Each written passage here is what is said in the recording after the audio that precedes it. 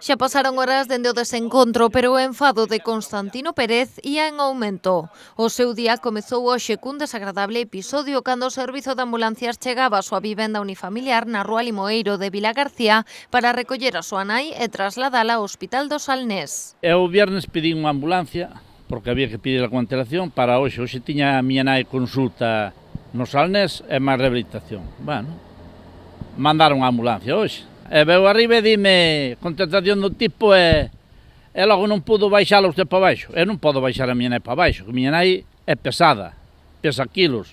Eu tuve un problema de riñóns e non podo facer forzas. E dixen, eu que pode é axudarlle a baixala. Contestación del, pero así tajante.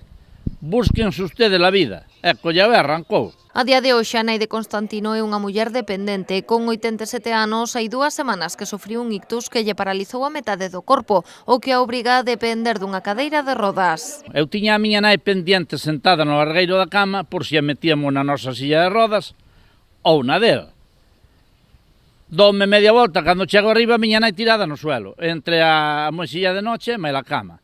Casualmente, tuve que coller e chamar a Protección Civil para que me viñeran a axudar a levantar a miña nai. Tal e como contaba este veciño, hoxe xa presentou unha reclamación no propio Hospital do Salnés e a súa intención é denunciar o caso en todas as instancias que poida. Eso de coller e dicirme, busques usted a vida e deixame a miña nai aí, perdín a cita e perdín todo. Tuve que ir ao Salnés, falar ca doutora e máis plantar unha denuncia ali. Falín ca doutora e dime, doutora, que a hora que teño que esperar outros 15 días. Xa leva esperando 15 días, ora outros 15 xa vai ser un mes. Cando lle vamos a facer a rehabilitación? Porque miña nai dun lado non se move. Doulle un ictus, fai unha semana.